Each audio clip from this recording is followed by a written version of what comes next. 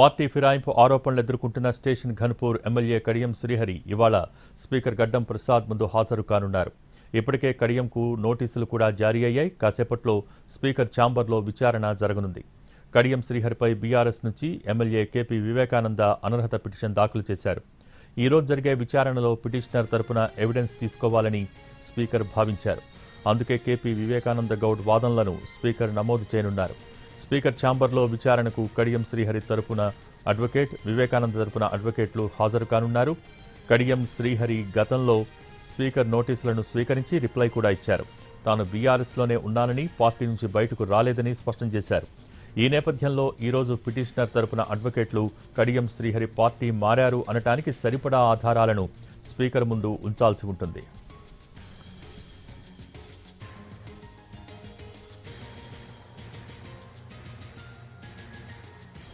Jagtial MLA Sanjay అనర్హత పిటిషన్పై కాసేపట్లో తీర్పివ్వనున్నారు స్పీకర్ గడ్డం ప్రసాద్ కుమార్.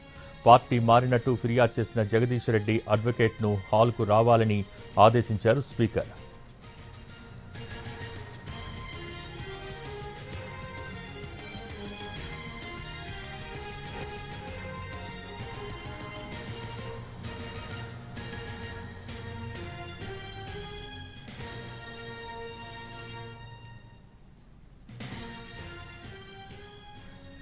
పార్టీ ఫిరాయింపు ఆరోపణలు ఎదుర్కొంటున్న స్టేషన్ ఘన్పూర్ ఎమ్మెల్యే కడియం శ్రీహరి ఇవాళ స్పీకర్ గడ్డం ప్రసాద్ ముందు హాజరు కానున్నారు. దీనికి సంబంధించి పూర్తి సమాచారం మా ప్రతినిధి చారి లైవ్ ద్వారా అందించేందుకు సిద్ధంగా ఉన్నారు. చారి, ఓవర్ టు యు.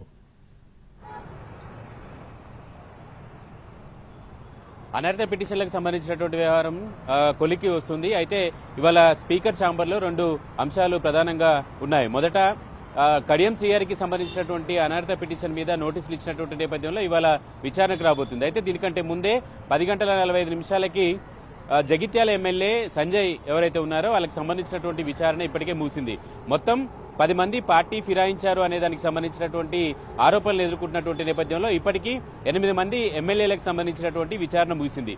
7గురికి సంబంధించినటువంటి తీర్పును కూడా స్పీకర్ ప్రకటించారు. అయితే మిగిలినటువంటి ఒక ఎమ్మెల్యే జగిత్యాల నియోజకవర్గానికి చెందిన సంజయ్కి సంబంధించినటువంటి జడ్జిమెంట్. ఈ జడ్జిమెంట్ని ఇవాళ 10:45 స్పీకర్ ప్రకటించబోతున్నారు. ఇందుకు సంబంధించి అటు సంజయ్కి సంబంధించినటువంటి అడ్వకేట్లు, సంజయ్ మీద ఫిర్యాదు చేసినటువంటి మాజీ మంత్రి జగదీష్ రెడ్డికి సంబంధించినటువంటి అడ్వకేట్లను ఇవాళ తన ఛాంబర్ కోర్టు హాల్కి రావాలి అని ఇప్పటికే సమాచారాన్ని కూడా ఇచ్చారు. 10:45 జగిత్యాల ఎమ్మెల్యే సంజయ్కి సంబంధించినటువంటి జడ్జిమెంట్ని ప్రకటించబోతున్నారు. గడిచిన 7 జడ్జిమెంట్లకు సంబంధించినటువంటి విషయాలు కనుక మనం పరిశీలిస్తే వాటికి సంబంధించి ఆధారాలు పూర్తి స్థాయిలో ఇవ్వలేకపోయారు. కాబట్టి వాళ్ళు పార్టీ మారినారు అని చెప్పడానికి ఆధారాలు లేవు. కాబట్టి బీఆర్ఎస్ వేసినటువంటి పిటిషన్లని కొట్టేస్తున్నట్టు జడ్జిమెంట్ ఇచ్చారు స్పీకర్. ప్రస్తుతం సంజయ్ విషయంలో కూడా ఇదే తరహాలో జడ్జిమెంట్ ఉండేటువంటి అవకాశం ఉంది అనేటువంటి ఒక అంచనా అయితే కనబడుతుంది. ఇక రెండవ అంశం కడియం శ్రీహరికి సంబంధించింది. మిగతా 10 మందిలో 8 మంది విచారణ ముగిసింది. 2 ఎమ్మెల్యేలో, ఒకటి కడియం శ్రీహరి, 2 దానం నాగేందర్కి సంబంధించి ఇటీవలనే మొదటి ఫేజ్ గా విచారణ పూర్తయింది. దాంట్లో ఎవిడెన్స్ కు సంబంధించినటువంటి విచారణ. ఆ కేసు మళ్ళీ ఫిబ్రవరి 18కి వాయిదా పడింది.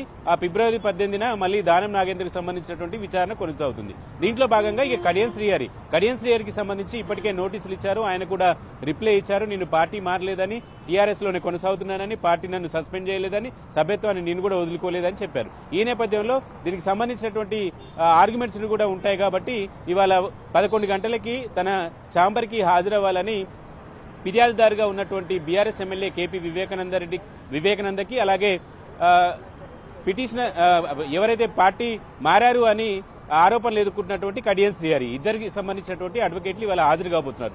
ఇవాళ ప్రైమరీగా జరుగుతున్నటువంటి విచారణ కాబట్టి బీఆర్ఎస్ సంబంధించినటువంటి అడ్వకేట్ల నుంచి ఎవిడెన్స్ ని సేకరించాలనేటువంటి నిర్ణయానికి స్పీకర్ వచ్చారు. కాబట్టి మొదటి రోజు బీఆర్ఎస్ సంబంధించినటువంటి అడ్వకేట్లని ఆర్గ్యుమెంట్సే కొనసాగుతాయి. కాబట్టి ఈరోజు బీఆర్ఎస్ ఆధారాలని స్పీకర్ ముందు ప్రవేశపెట్టాల్సి ఉంటుంది. Okay, thank you Chari.